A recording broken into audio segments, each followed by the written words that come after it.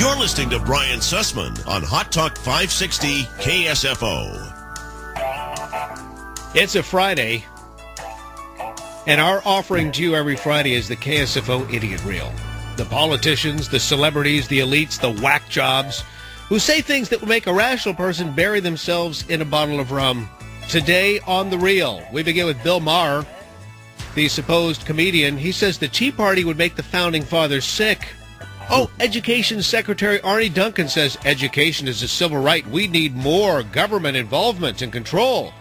Czar Ron Bloom saying Commie Chairman Mao was right. Capitalism is bad mojo. And then Congressman Cohen, oh yeah, those Republicans, yeah, they're just like Nazi propagandist Joseph Goebbels. Ladies and gentlemen, often imitated, never duplicated. The KSFO Idiot Reel. Now, I want you teabaggers out there to understand one thing. While you idolize the Founding Fathers and dress up like them and smell like them, I think it's pretty clear that the Founding Fathers would have hated your guts. And what's more, you would have hated them. They studied science, read Plato, hung out in Paris, and thought the Bible was mostly bull.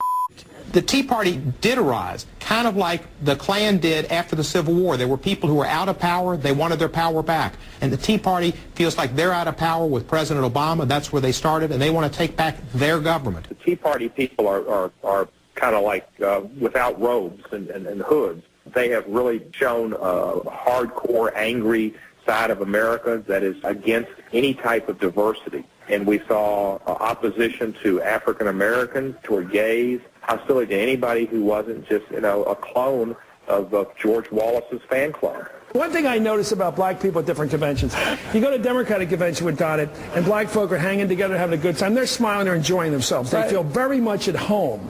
You go to a Republican convention, you get a feeling that you were all told individually, now don't bunch up. Don't get together. Don't get together. Don't crowd. You'll scare these people. Did you fear that if you got together with some other African Americans, these white guys might get scared of you? I'm just convinced education is the civil rights issue of our generation. If we want our young people to have a chance to enter the mainstream of society and pursue the American dream, they can only do that through education. So much of this attack on Obama has been ad hominem, directed at the person of the president. Whether it's some cracker out there on the right calling him some third type who says he's not an American, or it's somebody a little more sophisticated, but basically saying he's a socialist. And then the third lesson and tip actually come from two of my favorite political philosophers, Mao Zedong and Mother Teresa. Not often coupled with each other, but the two people that I turn to most. I'm going to go back to Washington tomorrow and meet with the president of China. He is a dictator. He can do a lot of things. Through the form of government they have, maybe I shouldn't have said dictator, but they have a different type of government than we have, and that's an understatement. We know that the free market is nonsense. We know this is largely about power, that it's an adults-only, no-limit game. We kind of agree with Mao that political power comes largely from the barrel of a gun. They say it's a government takeover of health care. A big lie, just like Goebbels. You say it enough, you repeat the lie, you repeat the lie, you repeat the lie, and eventually people believe it, like blood libel. That's the same kind of thing. The Germans said enough about the Jews, and the people believed it, and you had the Holocaust. But when you come to the Congress, you have to govern. You have to look at the whole of America.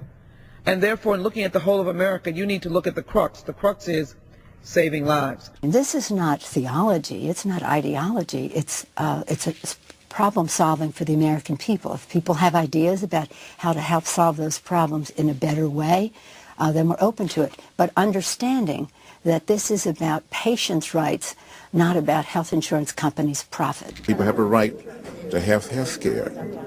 It's not a privilege, but a right. This is killing Americans if we take this bill away. Can you get the American people to say this is really important and force their representatives to do the right thing?